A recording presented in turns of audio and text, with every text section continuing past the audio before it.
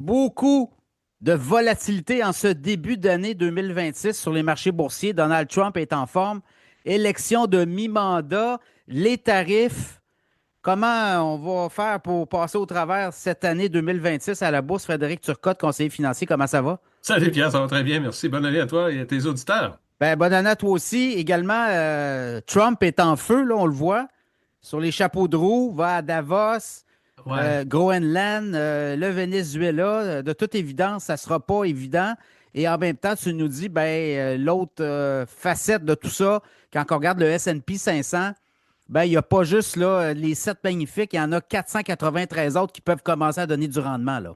Ouais, c'est un peu ce que je veux discuter avec toi dans ce premier segment-là, Pierre. Un peu l'élargissement. L'élargissement du marché. Les gens, depuis le début de l'année, disent, ouais, c'est janvier. Même, on peut rajouter décembre, fin d'année. Ça n'a pas été terrible. Ça n'a pas monté autant que, on a eu des pointes quand même dans la dernière année 2025 intéressants. Alors là, ça semble plafonner un peu. J'aimerais juste prendre un petit peu de recul pour voir, on en a parlé plusieurs fois, c'est que ce qui a tiré le marché dans le haut dans la dernière année, c'est nos 7 grosses compagnies, donc le Ouais. Magnifique 7. Et là, ils tirent moins un peu le marché. Donc, ce qu'on constate, là, c'est que le marché américain, comme lui-même, ralentit pas vraiment. Il s'élargit. Donc, comme tu dis, les 493 autres qui composent l'indice commencent à prendre un petit peu plus de place. Et ça, c'est très, très positif parce que cet élargissement-là, ça veut dire qu'il y a de l'argent, il y a des titres qui vont faire des profits, des compagnies qui vont faire des profits, des bénéfices dans la prochaine année qui vont être moins sous la loupe des 7 premiers. Les 7 premiers prenaient toujours toute la place dans l'indice. Alors, c'était des chiffres qu'on avait rarement vus. Là, 32 à peu près du Standard Poor's 500 était composé depuis 2 ans. Depuis 24-25, le Mag 7 représentait 30 à 32 du Standard Poor's. Alors, et puis, c'était 70% de la performance. Alors, si tu n'avais pas d'argent dans les technos dans la dernière année, ben, tu perdais un peu de potentiel. Alors là, ça nous amène à parler qu'il y a un autre indice qui existe, qui est équipondéré, hein. Le Standard Poor's 500, c'est la capitalisation boursière. C'est pour ça que les grosses technos tirent le marché, sont tellement présentes parce qu'ils ont les plus grosses capitalisations boursières. Euh, mais il existe un autre indice, Pierre, qui est équipondéré, hein, qui historiquement a quand même, sur une longue période de temps, un petit peu mieux fait que le Standard Poor's 500, qui s'appelle le SPY, là, c'est le nom américain qu'on utilise souvent. C'est ça que je voulais te montrer quelques chiffres, te dire un peu donc quelques chiffres dans cette rotation-là qui se fait. Écoute, en décembre 25, il y avait 45% des titres qui surperformaient le Standard Poor's, le SPY, donc notre indice phare. Et en début d'année 26, là, on est rendu à 60%. Donc, ça monte tranquillement. Ouais. Et ça va donc peut-être nous amener à une année positive, selon enfin, tout ce qu'on entend là, encore dans l'industrie présentement. On s'attend à une année positive malgré les aléas de la politique de Trump qui change un peu les façons d'investir parce qu'on l'a vu récemment avec l'histoire du Groenland, les mauvaises nouvelles, des tarifs additionnels. C'était encore un scénario qu'on a vu, là, si je peux me permettre une petite parenthèse sur le marché, le même scénario qu'on avait vu en avril avec les tarifs, puis l'autre fois aussi, lorsqu'on a parlé des tarifs avec la Chine, le marché prend ça très, très mal, baisse, et après ça, Trump se met à dire, écoutez, on va discuter, tout ça, c'est sa position de négociation, puis oups, le marché commence à monter. Ouais, ben Trump pratique beaucoup la fenêtre d'Overton, là. C'est-à-dire qu'il va Oui, t'amener, il va faire déplacer la conversation vers l'impensable pour t'amener peut-être à déplacer tes attentes. exact. Et là, à un moment donné, il y a un deal à sa satisfaction. Donc, Ouais, oui, c'est Trump. Ben, c'est lui, il n'y en ouais. a pas d'autre, là. Je veux dire, Exact. Donc, si on joue les indices, puis je reviens un peu à mon indice équipondéré, là, qu'on utilise très souvent le ticker RSP, donc c'est le ETF qui réplique l'indice du Equal White Index du Standard Poor's 500. Donc, c'est les 500 entreprises, mais ils ont tous le même poids, hein. Ils sont à peu près tous à 0,20 dans l'indice. Donc, il y a toujours un rééquilibrage qui se fait dans cet indice-là. Et donc, depuis le début 26, depuis donc 21 jours à peu près, il est presque à égalité avec le Standard Poor's, donc qui lui, il n'est pas pondéré. Et puis, dans certaines semaines, bon, il dépasse un petit peu.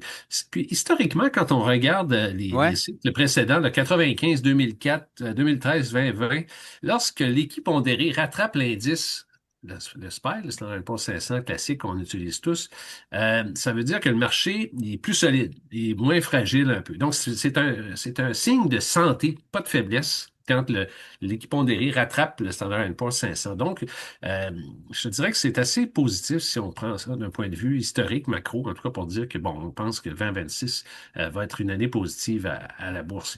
Est-ce que ça veut dire, Pierre, que, je vais avoir ton idée là-dessus aussi, est-ce que tu penses que les sept plus grosses vont ralentir? Écoute, ils ont des rendements assez faramineux, là, des pointes de 40-80 selon certaines compagnies, des croissances de 15 annualisées. Alors, en 26, la valorisation de ces compagnies-là, donc, est encore très élevée, mais je pense qu'on s'en vient dans un pattern d'attente un peu plus réaliste. On va se dire, oui, OK, les grosses compagnies techno vont encore continuer compte tenu de la vague de l'intelligence artificielle, mais le marché va peut-être demander moins de croissance à deux chiffres ou élevés, disons, où on va chercher à voir des résultats, on va voir la rentabilité de ces compagnies-là qui est toujours très bonne. Alors, c'est un espèce de marché qui mature, si tu veux. Je te l'expliquerai un peu comme ça pour voir que les sept grosses vont continuer à performer. Mais c'est certain il faut se rappeler là, que le marché de l'intelligence artificielle est tellement énorme, est encore appelé tellement à grossir. Pierre, on parle que le marché va grossir de 19 fois d'ici 2034. Alors tu ramènes ça à une croissance par année, là, c'est à peu près 38 fois 38% par année. Puis ça, c'est un chiffre qui vient d'une firme américaine de stats là, qui s'appelle Market.us, US, donc c'est trois fois la croissance du Standard Poor's 500, juste l'intelligence artificielle par année pour se rendre en 34. Donc, il y a encore une autre phase complète là, de croissance d'investissement CAPEX qui va arriver dans les prochaines années. Donc, Oui, forcément, puis il y avait beaucoup d'incertitudes dans les dernières semaines là-dessus. On disait qu'il y avait probablement une bulle. Et je ne sais pas si tu as vu la semaine dernière les résultats de Taiwan Semiconductor. Ben, hey, c'est venu ramener tout le monde là, à l'ordre parce que exactement. lui, Taïwan, c'est le joueur le plus important dans la gang. C'est lui qui fournit le stock à tout le monde. Et Exactement, lui a exactement. dit je vois pas d'arrêt, là. Je vois juste Non, du monde qui puis achète, là. les profits sont toujours là. Donc, les compagnies réussissent à faire des profits, Ouais. des marges intéressantes. Oui, ils dépendent effectivement, un gros joueur qui va maintenant fabriquer aux États-Unis aussi. Donc, réduire un peu le risque d'avoir une usine qui est si importante sur le marché de Taïwan. En cas de future invasion de la Chine, on sait que c'est pas une cachette que la Chine veut un jour rapatrier Taïwan et cette usine-là de TSMC est une des plus grosses sur la planète, puis elle est située à Taïwan. Alors, donc là, en ayant une partie de Ouais. la production sur le marché américain, puis même Tesla parle aussi d'avoir une fabrique de microprocesseurs parce que la demande va tellement être encore plus grande avec toute l'automatisation, les robots, les véhicules autonomes. Donc, ces usines-là ne suffisent pas à la demande. Alors, on peut penser que le marché de l'intelligence artificielle et de la technologie en général va grossir encore dans les prochaines années. Ouais, donc ça va être vraiment intéressant de voir si on est capable de voir se démarquer les 493 autres que les Ouais, Max ben, ça 7. fait de la place pour d'autres joueurs. Ouais. On peut s'intéresser à d'autres secteurs plus cycliques. Les gens qui Ben, veulent avoir Le Russell 2000 va bien, là. Oui, oui, oui. Des gens qui Cap. veulent avoir plus de produits à dividendes, moins de volatilité, mais il y a des compagnies, les banques américaines, les banques canadiennes font très bien.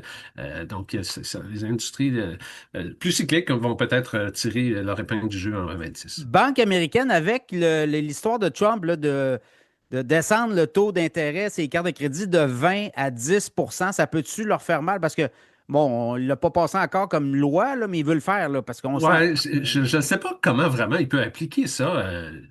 Appliquer une loi pour dire aux compagnies, vous allez faire moins de profits pendant combien de temps sur des cartes de Il crédit, parlait sur d'un an, là. une masse monétaire incroyable de crédit que ces compagnies-là supportent là, à grands frais, bien sûr, pour les consommateurs, mais je ne sais pas comment ils peuvent Ouais. réussir. C'est certain que les titres ont baissé un peu Mastercard, Visa lors de l'annonce de cette décision-là, mais effectivement, c'est pas encore voté, ce qu'on va attendre avant de voir ce que ça va donner. Ouais, à suivre.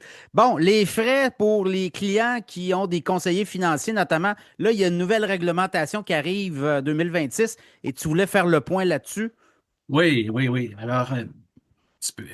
Oui, ce qui se passe dans notre industrie, Pierre, c'est que c'est la troisième phase là, de ce qu'on appelle le MRCC3. C'est le modèle de relation client conseiller. Donc, il y a eu avant ça un, deux. Et là, le MRCC3, ça dit que à partir du 1er janvier 2026, tous les frais que les produits ont, parce qu'un produit, forcément, à la bourse, que ce soit un fonds mutuel, un indice, produit structuré, même des actions aussi, à l'occasion, il peut y avoir des frais. Tout ça, c'était jamais très clair dans l'esprit du consommateur, de la personne qui fait du placement. Alors donc là, ça change un peu. C'est un objectif là, de vraiment éclaircir ce nuage-là. On ne savait pas trop comment, qui payait quoi, puis comment c'était.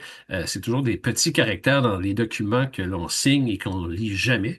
Hein. C'est très, très classique, ça, dans notre industrie, de faire signer des documents aux clients, puis il n'y a pas grand monde qui prenne le temps de tout lire parce que c'est trop volumineux en termes de texte et c'est pas un monde facile nécessairement d'approche.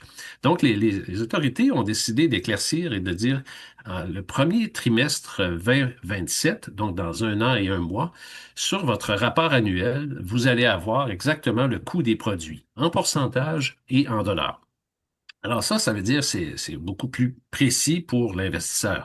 Alors là, donc avant ça, c'était imbrigué pardon dans le coût on voyait vraiment pas très bien le prix exact, c'était fragmenté, difficile à comprendre. Alors donc là, ce que ça va présenter, c'est des frais qui sont payés au courtier, les frais liés au produit et une version vraiment complète, vision vraiment complète là, des frais dans le prochain rapport qui va arriver dans un an et une semaine. Mais à partir du 1er janvier, devient accessible, tout devient plus clair et puis c'est une grosse transformation technologique aussi pour les entreprises. Tu imagines comment est-ce qu'il faut changer tous les systèmes pour être capable de produire ces rapports-là. Alors, c'est que ça m'amène à parler un peu de comment ça fonctionne, donc les coûts sur différents produits. Alors, quand on investit, par exemple, je vais essayer de rester assez simple et assez à haut niveau. Quand on investit dans un fonds mutuel, par exemple, c'est des frais qui sont pris par le gestionnaire d'un fonds. Alors, généralement, ça varie entre 1 à 3 par année.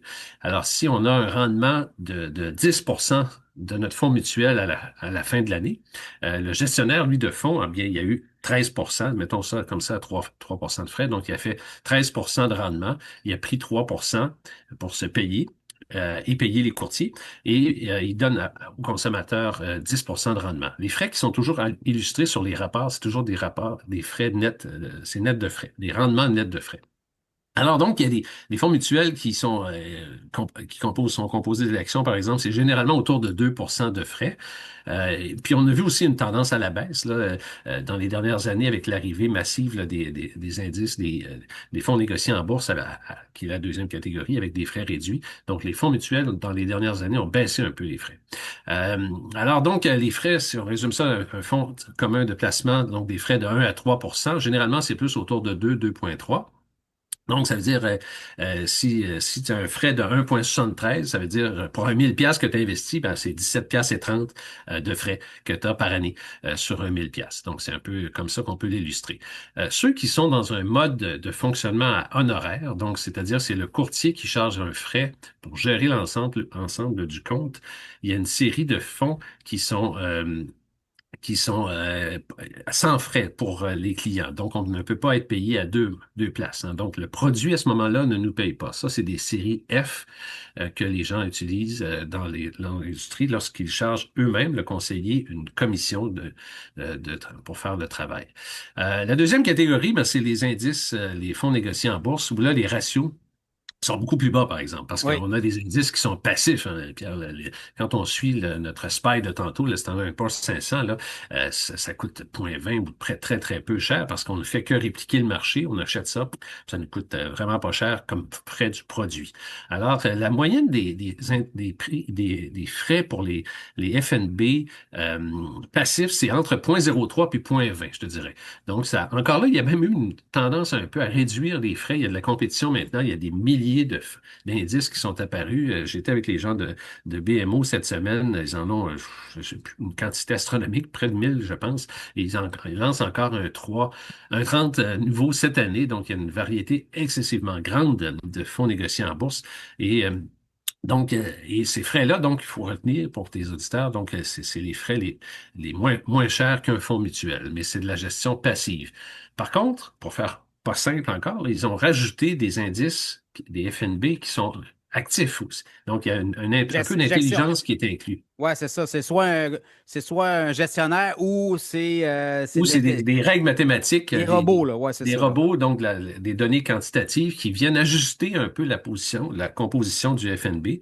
Alors ça coûte un petit peu plus cher, mais ça reste quand même beaucoup moins cher euh, que le fonds mutuel classique. Alors, donc, pour suivre, par exemple, le marché canadien, les frais de gestion, ça coûte à peu près 0,5 de frais du produit toujours. Hein. C'est pas les frais du courtier et du 0,5 conseiller. là. 0,5 oui, OK. pareil.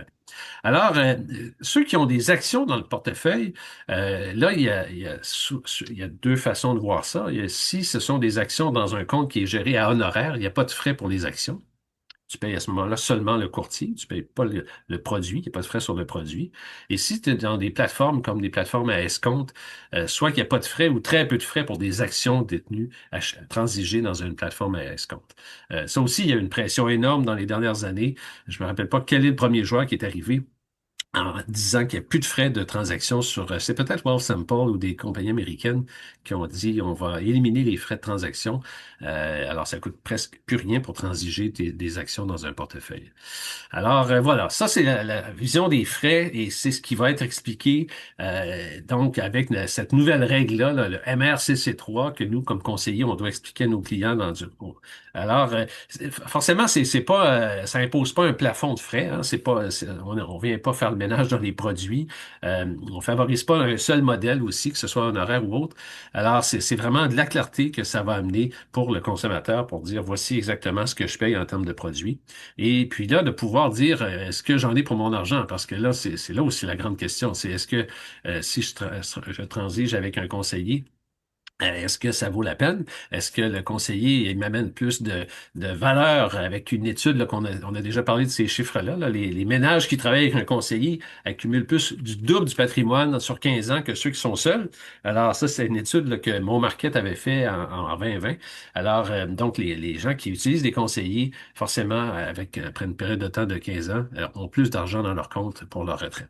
Alors donc ça, Parce que le conseiller financier est actif aussi, là. ben oui, oui, puis il permet d'éviter des erreurs, des billets qu'on peut avoir de vendre trop tôt, de paniquer quand Trump sort une nouvelle, de se vendre au mauvais moment. Ouais, parce qu'il y a du monde qui ont vendu hier en fin de journée, puis à matin, ça remontait, là. Je veux Ben dire. oui, oui, est-ce qu'il faut être là encore? Bon, puis un accompagnement d'un conseiller, c'est éviter ce genre d'erreurs-là, c'est réduire l'impôt aussi, améliorer ta discipline de placement. C'est tu sais fait combien de monde à qui on dit, écoutez, vous êtes capable d'augmenter ou de juste mettre en place un prélèvement automatique sur votre paye pour renflouer votre CELI ou votre REER.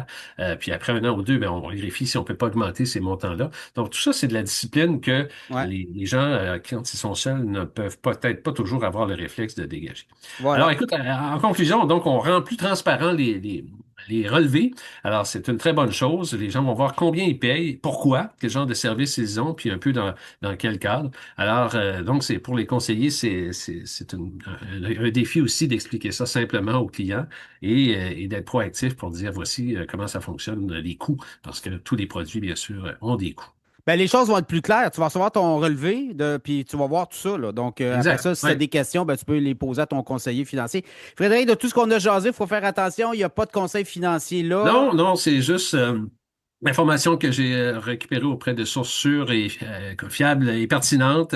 C'est pas adapté, bien sûr, à votre situation personnelle. C'est des commentaires qui constituent pas un conseil d'investissement. Ça reflète pas l'opinion de Valeur Mobilière Peak et Valeur Mobilière Peak est pas responsable du contenu de ce qu'on discute, toi et moi. Par contre, si les gens veulent avoir une seconde opinion, sur leur portefeuille, leur placement. Toi, tu le fais, tu l'offres gratuitement Oui, pour au tes auditeurs, bien oui, tout à fait. exact. Donc, ils me Et contactent. c'est ça, on communique avec toi, là, soit par le web ou le téléphone. Oui, exactement. C'est assez simple de me retrouver sur le web, là, par email, fturcotte à commercial peak, PEAK group.com. Alors, chez Valeur Mobilière Peak, c'est là que je me trouve. FrédéricTurcotte.com, puis par téléphone, c'est Ouais. toujours bien de le rappeler aussi, là. Oui, c'est 418-681-8111, le poste 253. Voilà, Frédéric Turcotte, tu es salué. Bonne Ben, semaine. merci, Pierre. Bon trade, puis bon, comment on dit ça? Bonne année, Bonne année midterms. d'investissement. Ouais. Voilà, salut, bye bye. Salut.